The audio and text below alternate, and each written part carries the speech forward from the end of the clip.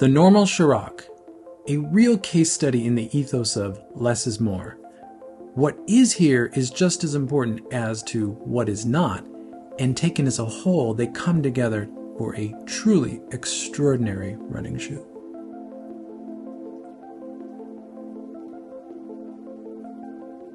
Before we jump into talking about the Kjerag, we need to kind of tell a little bit of the backstory. Now, the Kjerag is the first shoe from a brand called Nnormal. Nnormal is Kilian Jornet's brand that he started after leaving his almost 20-year career at Salomon. Now, for those of you who don't know who Kilian Jornet is, and you should, he is widely considered the best mountain runner, ultra runner, sky runner, trail runner. However you want to define that, that's basically what Kilian is considered. And he's also a self-described gear nerd. He's always talked about how he has sketchbooks full of product ideas, shoe ideas, new approaches to gear.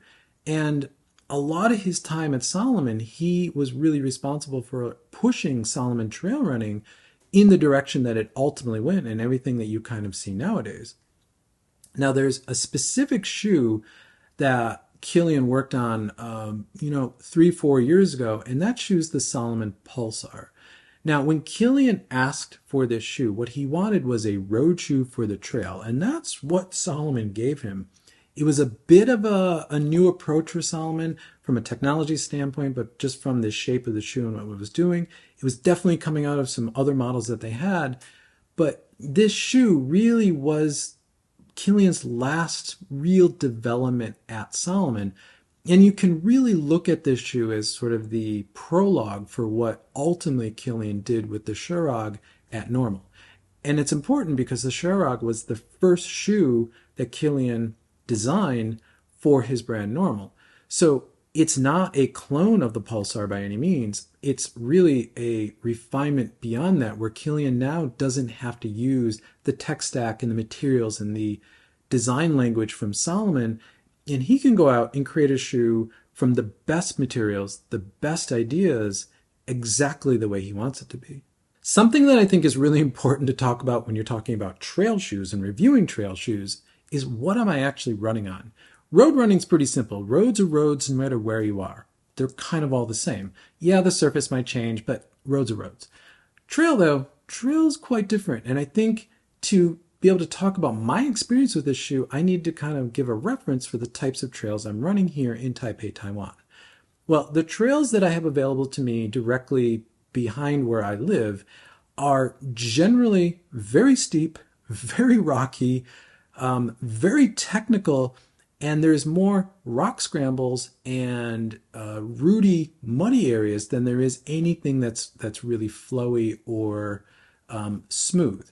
I do have a little bit of that here and there, but generally I'm running on extremely hilly, up and down technical terrain, probably an even mix of up and down, because there is nothing flat where I'm actually running. So what do we actually have here with this shoe? Well, we have 23.5 mil of foam in the heel, 17.5 mil of foam in the forefoot, giving you a 6 mil drop. But I think that's a little deceptive because I think that stack height includes the lugs on the bottom of the shoe. These are 3.5 mil deep lugs on the outsole of the shoe, which means the actual amount of foam that is in the forefoot of the shoe is probably about 14 or 15 mil of foam, which by 2023 or 2024 standards is very minimalist, but it all works extraordinarily well in this shoe. Now, the shoe comes in, according to Nnormal, in the standard US men's size 9 reference size at 7 ounces or 200 grams. My specific shoes, this is the right one. This one I weighed at 206 grams, and the left one comes in at 209 grams. So it's a little bit heavier, and this is also not a US size 9. It's an 8.5 US men's, which we'll talk about a little bit further in this video. Let's start with the upper on this shoe. Now, the upper on a trail shoe is probably one of the most important components of the shoe. It's not that the others aren't, but if the upper doesn't fit the foot well and the foot's moving around in there and you're on off angles, going through rocks, going up and down, you're not going to have a very pleasant experience. So what the Nnormal team did with this shoe is they went with a one-piece matrix upper. Now, the matrix material is not unique to Nnormal. Other trail brands use it on their shoes, But I think Kilian's decision to go with the matrix upper was kind of a no-brainer on the shoe because it's durable, given that it's a Kevlar-based yarn upper. It's very lightweight, it's breathable, and it still conforms to the foot really well, but there's no stretch, there's no give to this upper. So you get an extraordinarily good lockdown in this shoe. This shoe is protected by some minimal overlays. We do have a minimal toe bumper in this shoe, though primarily the rock protection in the front of this shoe is done through the width of the midsole. I'll talk about that a bit later. And we do have a ring of overlay that runs along the bottom of the upper just to give that area a lot more protection. Moving to the eyelet chain, we have a very simple, very traditional eyelet chain, which I love that it's this simple. I think Kilian, coming from Salomon and their quick lace system, while it is very lightweight, it's very quick to adjust, it can cause problems with lace bite and just getting the right lockdown. I think going to a very simple straight eyelet chain with actually good non-stretchy laces is an excellent decision, because this shoe already with the upper gives you a great lockdown. Then you put this amazing eyelet chain in there and you can really fine tune where you want the pressure in this shoe. The tongue is non-padded and very thin. It has a almost faux suede like outer, and then on the inside there is a foam mesh material in here. But again, there's no padding really in this shoe, and the inner material really is to kind of lock into your socks, so nothing's moving in there. We do have a full gusset tongue, and the gusset really runs along the midfoot of the shoe, so it really locks your arch down in the shoe, which is extraordinary. The height of the tongue is actually pretty high, so it does come up and give you some protection at the top of your ankle from rocks and dirt and stuff kind of hitting that area, which is a sensitive area. Moving to the back of the shoe, the heel collar is actually quite padded for a shoe that's this minimal. It's not overly padded, but it's giving you a lot of comfortable ankle protection. And again, for trail running where you're going off angle, your ankle can get a lot of abuse. So to have this level of padding in a shoe that's this minimal is great. We actually have a fairly stout heel counter, and the heel padding is actually quite robust as well. So you get really good heel lockdown in here, which helps because this is a very flexible shoe. And if you didn't have really good heel lockdown, every time the shoe flexed, your heel would be coming up. It would create a bunch of problems. But this shoe, again, is really well thought out. Material selection, but also the way it's cut and the way it fits, really well done. Moving to the midsole of the shoe, we have a material that Nnormal calls X-Pure. And what X-Pure is a supercritical EVA that Nnormal specifically developed for their trail series and specifically for this shoe. Now, Kilian had talked about testing a bunch of other foams in this shoe, TPU foams, PIBA foams, but settled on this kind of more standard EVA foam because of its softness, but the fact that it doesn't have a lot of bounce to it like a PIBA-based foam would. So again, when you're on technical trails, you want the absorption, you want the softness of the foam, but you don't want the shoe trying to like bounce you in every other direction like a PIBA foam would. Though, since the launch of this shoe, we have seen some updates in how Nnormal is looking at their foams, and that's come from the Cowboy shoe. Now, the Cowboy shoe is a prototype shoe. I have a video on that. I'll put a link in the description. But when they released information about that, they showed 3 types of foam because the Cowboy has a removable foam insert for the midsole foam. And they're calling the X-Pure or the supercritical EVA foam their soft foam. So in Nnormal's eyes, this is their soft foam. They also have a supercritical TPU foam, which they're calling reactive, and they do have a supercritical PIVA-based foam, which is bouncy. Now, again, I think the decision to put this supercritical EVA foam in here is really, really well thought out because, again, if this was a PIVA-based shoe and this shoe wanted to bounce around and just be very dynamic when you're in technical terrain, it would be too much because there just isn't a lot of shoe here.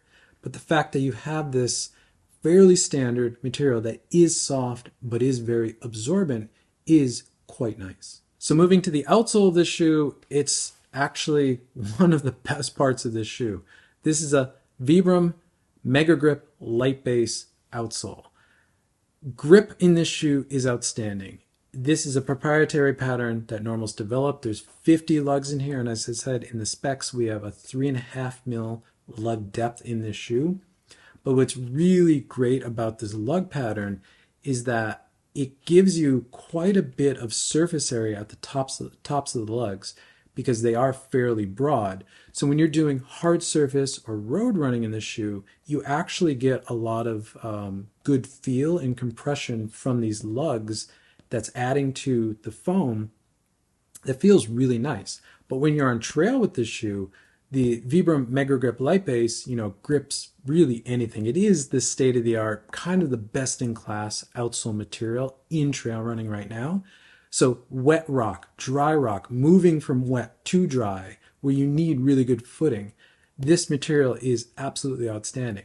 And the lug pattern actually, I think, is really intelligently thought out because there is, as I said, a lot of surface area to the lugs for harder surfaces, but there isn't a lot of texture in between the lugs. So when this fills with mud, and here in Taiwan I have a lot of cakey, sandy mud, it will fill in these lugs, but these lugs clear really well because of the flex of the shoe. You're always going to be getting some sort of grip from the edges of these lugs in a really, really well thought out way. Let's talk about the ride of the shoe, and I think this is really where this shoe stands out. Now, a lot of the ride comes down to this midsole foam. And as I talked about, in Normal's foam range, they consider this their soft foam. But to road standards, to what a soft foam is in road shoes, this is not a soft foam. Even in trail shoes, I would say this is probably a moderately soft foam. It's not the softest one out there. But again, for a shoe that has this little foam in it, you don't want the softest foam. Nor do you want a foam that's super bouncy, like if you put a PIVA-based midsole in this. The word I would use to describe this foam is not necessarily soft. It's more absorbent. I've not run in a foam that feels this way. When the shoe was brand new, it took about 15 or 20 kilometers to not only break the shoe in as far as its flex in here, but also to really kind of pack the foam down, because out of the box it felt a little firm, but you could feel that there was a little softness to it. But after 15 or 20K, the foam kind of packs in a little bit, but not in a bad way. It really just shapes to your foot. And for the next, 60K that I put in the shoe, because I have over 50 miles in this shoe now, the foam has not changed. In fact, it's been very consistent. Now, when I'm running on hard surfaces, including road, this foam absorbs the shock. I'm not going to say that it's muting out that shock, but it's absorbing out the shock. Think about the shock of your foot strike and the frequency that sort of vibrates in. This foam sort of mutes it out. It's almost like a mute button for the shock of the foot strike. On trail, on soft surfaces, it's buttery smooth. On rock and hard packed dirt, again, you're getting that sort of mute sensation, which is quite nice, but there is a ton of ground feel in this shoe. And on the ground feel issue, there's something about this shoe that not many people talk about. This shoe has a rock plate. Now, it's not a firm, hard rock plate like in the midfoot. It's actually a film-based rock plate, similar to, I think, some technologies Salomon uses. Think of a plastic film embedded between two woven layers. That sits directly under the midsole, between the midsole and the outsole. And it's a very flexible material. Now, as you can see, there's grooves in the forefoot to allow this shoe to flex. And from the midfoot to the heel, it's a solid material, which gives you ample protection, particularly descending on extremely rocky terrain. And if your form starts to break down a little bit and you are midfoot or heel striking a little bit, just to kind of rest a little bit, it gives you a lot more protection back there. So again, it still allows the shoe to twist. This is an extremely flexible shoe, but it also adds to this foam. It complements this foam, giving this foam a little bit more absorption and protection than you would expect from this little foam. Another key attribute about the ride of this shoe is that there's no insole in this shoe. There's absolutely nothing inside this shoe. You're running directly on the foam, which gives you a brilliant ride. It streamlines the shoe, it simplifies the shoe, it saves weight. You don't get that initial really soft kind of plush step-in feel that a nice cushy insole will give you, but you're also not getting that sort of extra layer between you and the ground. You're getting excellent ground feel. And for me, who's very blister prone in my feet, I'm not getting any sort of hot spots. I'm not getting any sort of rubbing. I'm not getting any sort of shifting, which often bad insoles can give me. Another key attribute that really contributes to the ride of the shoe is the overall fit. Now, I've already talked about the lockdown of the upper, but the forefoot of this shoe is actually quite well proportioned. It is still a narrow shoe, but for someone like me who doesn't necessarily have a narrow foot or a wide foot, but I do have a high volume foot, this conforming upper locks me down really well, and I have ample room in the forefoot of the shoe for my toes to splay both vertically, because there is protection in the toe box, but also widthwise. I don't get any sort of rubbing. And that's also key because the midsole foam is actually molded up, so it kind of comes up a few millimeters above where your foot is actually resting on the lack of insole in the shoe to, again, cradle the foot, provide extra layers of stability.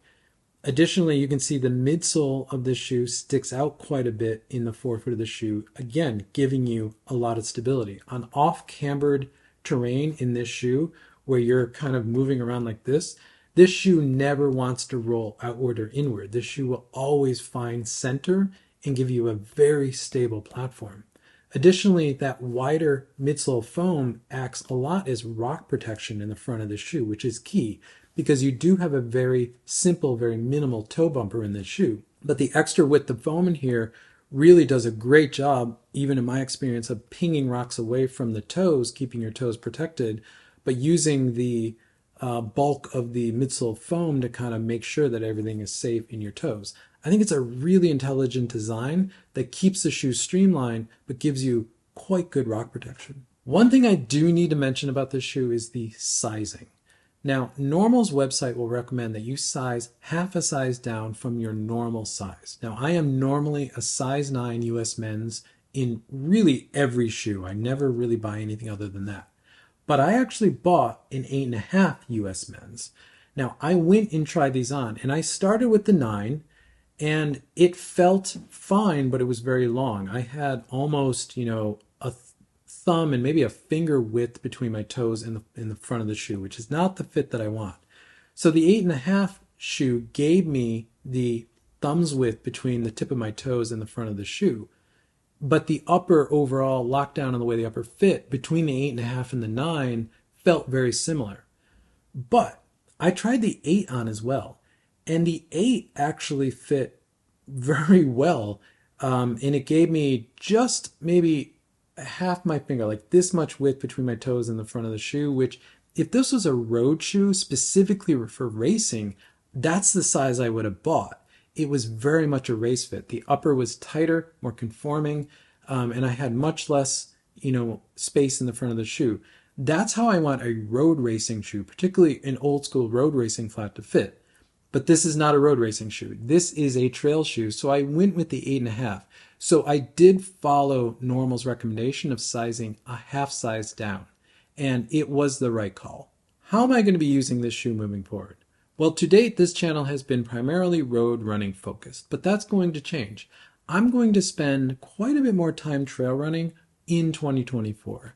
Specifically now in the winter, over the next few months, I'm going to be probably primarily running trail.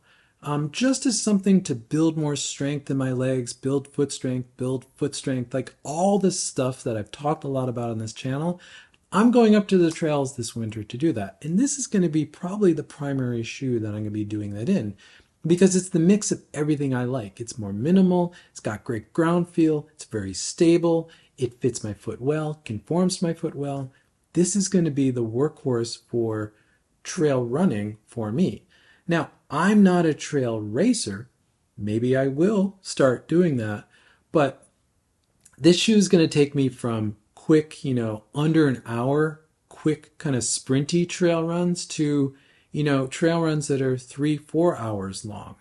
Not ultras by any means, but I'm covering, between 10 to 25 kilometers on trail. This is the shoe I'm going to reach for. I'm going to be running in other trail shoes, but this is going to be the primary one that I reach for. Now, as you can see, I'm quite excited about the Kjerag. I think it's a beautiful shoe, not just as a trail shoe, just as a running shoe. It's outstanding. Now, Nnormal is a company I'm going to be spending a lot of time paying attention to. I think from a design standpoint, they're quite interesting. They have a whole other side of the company around sustainability and building products that last quite a long time, that they're more durable, so you're buying less products. That's something I'm going to explore with this brand quite a bit. So expect quite a bit more Nnormal content on this channel moving forward into 2024. Thank you for making it to the end of the video. If you find this content useful, consider subscribing. You'll find more content from me pop up in your feed. If not, drop a like on this video because it helps this channel continue to grow, which I always appreciate. And with that, I'll catch you in the next one.